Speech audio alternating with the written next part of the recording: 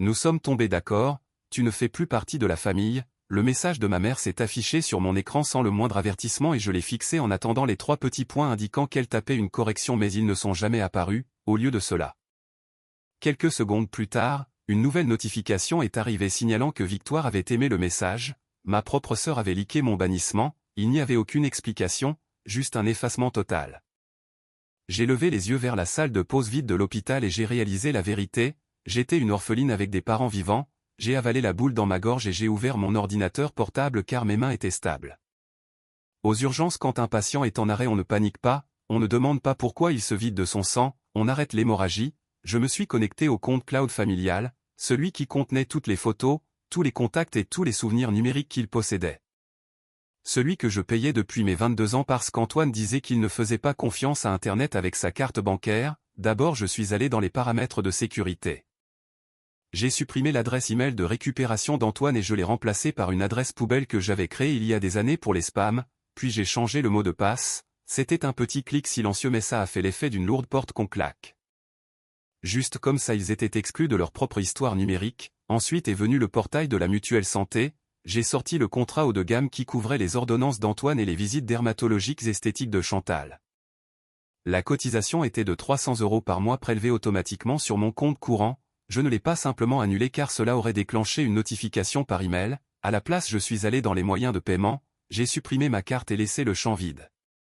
Puis j'ai coché la case pour la facturation dématérialisée, l'écran de confirmation a clignoté en vert indiquant que les modifications étaient enregistrées, il ne le saurait pas, il ne recevrait pas de lettre par la poste, il ne recevrait pas d'avertissement par email.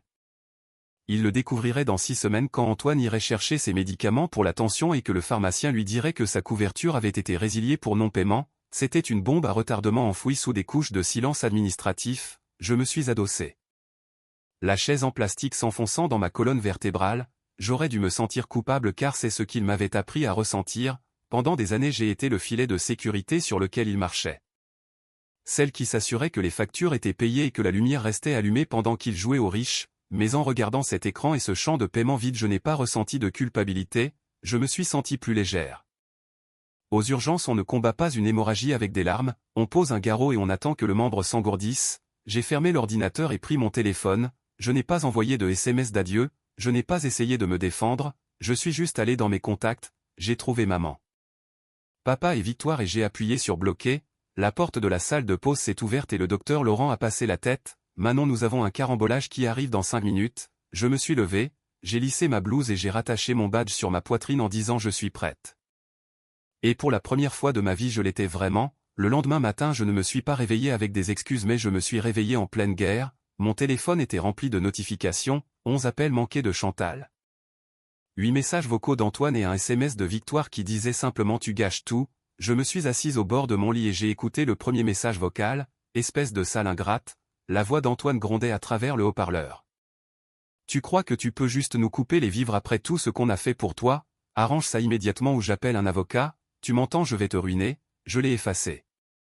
Il parlait de tout ce qu'ils avaient fait pour moi comme si c'était une longue liste de sacrifices mais j'avais ma propre liste, un grand livre de travail invisible que je portais dans ma tête depuis des années.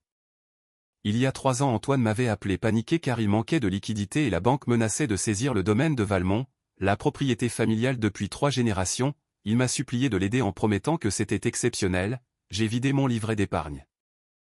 J'ai enchaîné 6 mois d'heures supplémentaires en travaillant tous les week-ends jusqu'à ce que mes pieds saignent et que mes yeux brûlent, je leur ai viré 40 000 € pour sauver la maison, m'ont-ils remercié, non? Chantal a dit aux voisins du quartier qu'Antoine avait fait des investissements brillants pour couvrir une mauvaise passe, j'ai été effacé de l'histoire avant même que le chèque ne soit encaissé, ensuite il y a eu Victoire.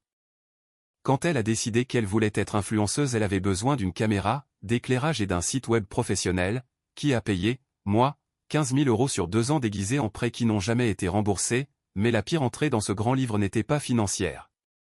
C'était le mensonge qu'ils m'ont forcé à vivre, quand j'avais 18 ans ils m'ont fait asseoir à la table de la cuisine, Antoine m'a regardé avec des yeux froids et durs et a dit tu n'es pas faite pour les grandes études Manon, tu es juste moyenne.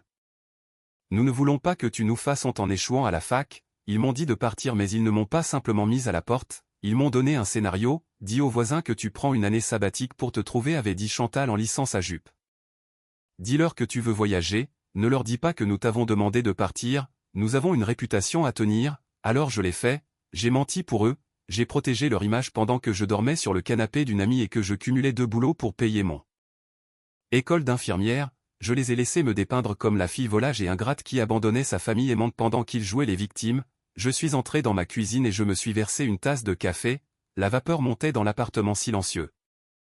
Pendant 10 ans j'avais été leur filet de sécurité, leur banque et leur attaché de presse, je n'étais pas seulement une fille, j'étais leur plus grosse créancière et maintenant la dette arrivait à échéance, je me suis assise au comptoir de la cuisine en fixant le café froid dans mon mug. Le soleil était levé mais le monde semblait différent, plus net, mon téléphone a sonné, c'était Chantal, où es-tu? Sa voix était perçante si forte que j'ai dû éloigner le téléphone de mon oreille, je n'arrive pas à accéder au cloud, toutes mes photos ont disparu, est-ce que tu as fait quelque chose? Je n'ai pas répondu, j'ai juste écouté sa panique, ce n'était pas la panique d'une mère inquiète pour son enfant, c'était la panique de quelqu'un qui réalise qu'on a changé les serrures, et l'assurance a-t-elle continué, la voix montant d'une octave. J'ai essayé d'appeler la pharmacie pour l'ordonnance de ton père et ils ont dit que le contrat était inactif, Manon règle ça tout de suite, j'ai raccroché, 5 minutes plus tard une notification est apparue, un message vocal d'Antoine, je l'ai mis sur haut-parleur. Sa voix était basse et contrôlait le genre de voix qu'il utilisait quand il voulait me rappeler qui commandait. Manon, a-t-il dit, je ne sais pas à quel jeu tu joues mais tu dois arrêter, si ces comptes ne sont pas rétablis avant midi je dépose une plainte auprès de l'ordre des infirmiers. Je leur dirai que tu voles des stupéfiants, je leur dirai que tu es instable, tu perdras ta licence, tu perdras tout. Le message s'est terminé par un clic, je suis restée assise là, le silence résonnant dans mes oreilles, il ne faisait pas que me menacer, il menaçait mon gagne-pain, ma carrière. La seule chose que j'avais construite entièrement par moi-même, aux urgences on appelle ça une escalade, quand un patient passe des cris au coup de poing on arrête de négocier, on appelle la sécurité, mais je n'ai pas appelé la sécurité. J'ai appelé mon avocat ou plutôt l'avocat de grand-père Arthur, maître Sterling a répondu à la deuxième sonnerie, Manon, a-t-il dit d'une voix grave, j'étais sur le point de vous appeler, votre grand-père est décédé tôt ce matin, j'ai fermé les yeux, le chagrin m'a envahi lourd et étouffant. Arthur était le seul qui m'avait vraiment vu, le seul qui m'avait traité comme si je comptais et maintenant il était parti, les funérailles seront privées, à continuer maître Sterling selon ses instructions mais la lecture du testament est prévue demain à 10 h au domaine de Valmont.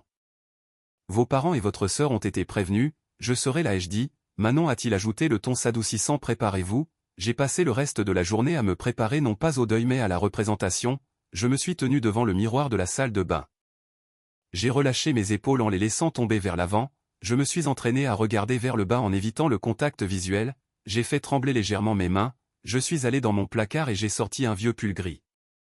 Il était de taille trop grand avec les manches effilochées au poignet, je l'ai enfilé, dans le miroir je ne ressemblais pas à une infirmière urgentiste compétente, je ressemblais à une enfant effrayée aux urgences et je chuchotais à mon reflet, on ne se bat pas avec un patient ivre. On le laisse s'agiter jusqu'à ce qu'il s'épuise, Antoine et Chantal voulaient une victime, ils voulaient la fille faible et indécise qu'ils pouvaient intimider pour la soumettre, très bien j'allais leur donner une performance digne d'un César. La bibliothèque du domaine de Valmont sentait le cirage et la vieille fortune, c'était une pièce conçue pour vous faire sentir petit, des étagères du sol au plafond, de lourds rideaux de velours et un bureau en acajou qui semblait appartenir à un chef d'État. Je me suis assise dans un coin en m'enfonçant dans un fauteuil surdimensionné tirant les manches de mon pull gris sur mes mains, Antoine et Chantal étaient assis face au bureau la posture rigide, ils portaient des tenues de deuil de créateur, impeccables, chères et totalement sans âme. Victoire faisait défiler son téléphone, ses talons tapant un staccato rythmé et impatient sur le parquet, quand je suis entré Chantal m'a jeté un coup d'œil, sa lèvre se retroussant légèrement, « Oh Manon, tu as réussi à venir, il y a du café dans la cuisine si tu veux te rendre utile. » Je n'ai pas bougé, j'ai juste fixé le sol et marmonné ça va merci, maître Sterling est entré dans la pièce, il n'a pas regardé mes parents, il s'est assis derrière le bureau massif, a ouvert un dossier épais et a ajusté ses lunettes, merci à tous d'être venus a-t-il dit. Sa voix était sèche dépourvue de la sympathie que ma mère cherchait clairement à obtenir, Arthur a laissé des instructions très précises concernant la répartition de sa succession, Antoine s'est penché en avant faisant grincer le cuir de son fauteuil. Nous voulons juste régler cela, la semaine a été très difficile, je n'en doute pas a dit Sterling, il a commencé à lire, la liste des actifs était stupéfiante, le domaine de Valmont estimé à 1,2 million. Un portefeuille d'actions d'une valeur de 2 millions et des liquidités totalisant 600 000 euros soit 3,8 millions d'euros, l'atmosphère dans la pièce a changé, elle est devenue électrique, j'ai vu Victoire arrêter de taper du pied, j'ai vu la main de Chantal se serrer sur le bras d'Antoine. Il n'était pas en deuil, il salavait. L'intégralité de la succession a poursuivi Sterling en levant les yeux par-dessus ses lunettes et légué à sa petite fille Manon. Silence, Un silence absolu et étouffant, puis l'explosion. C'est une erreur, a dit Antoine d'une voix basse et dangereuse. Mon père était sénile, il ne savait pas ce qu'il faisait, il était parfaitement lucide, a répondu Sterling calmement. Manon, Chantal a ri, un son aigu et fragile, elle s'est tournée vers moi les yeux écarquillés d'une fausse pitié. Manon ne sait même pas gérer un compte courant, encore moins un domaine pareil, elle est fragile, regardez-la, elle a désigné mon pull trop grand, mes épaules affaissées, j'ai laissé mon menton trembler, j'ai laissé mes yeux se remplir de larmes, je jouais le rôle à la perfection. Pendant qu'ils me jugeaient, je les étudiais, aux urgences on apprend à repérer la fausse richesse, la Rolex d'Antoine faisait tic-tac au lieu de glisser une contrefaçon, les clés de Chantal n'étaient pas celles de sa Mercedes mais portaient une étiquette de location standard. Ils n'étaient pas seulement avides, ils étaient fauchés, les menaces, la pression, c'était de la survie, des vêtements de marque masquant le désespoir, j'ai joué la peur quand Antoine a exigé la tutelle du domaine, j'ai prétendu n'être qu'une infirmière paniquée par les impôts et les procès. La sueur coulait sur sa tempe alors qu'il regardait sa montre, il avait besoin de liquide avant 17 heures, Chantal a proposé son aide suggérant une fiducie et une allocation, j'ai posé des questions sur la procédure d'homologation, Sterling a expliqué un raccourci. Si mes parents juraient sous serment que j'étais inapte, ils pouvaient obtenir un contrôle d'urgence mais seulement en signant une renonciation. Antoine n'a pas hésité, il voyait le salut pas le danger, Chantal et Victoire ont signé aussi, alors je me suis redressé. Sterling a calmement invoqué la clause de compétence du testament, quiconque contestait l'héritier perdait son héritage, Antoine a instantanément perdu son legs de 150 000 €, son visage s'est vidé de son sang, cet argent était déjà promis à un prêteur, ils nous ont accusés de tromperie. J'ai soutenu son regard, ce n'était pas une ruse, ai-je dit, c'était un test, vous avez échoué, à 12 minutes de la saisie il a supplié, j'ai appelé la police à la place, ils sont partis en silence, des semaines plus tard la banque a pris leur maison. Les voitures, les clubs et le prestige se sont évanouis, j'ai gardé le domaine de Valmont, lors de ma première nuit là-bas j'ai trouvé une photo oubliée de moi petite et pleine d'espoir cachée derrière un vase, je l'ai jetée. Pas par vengeance mais pour la fille qui pensait qu'elle n'était pas assez bien.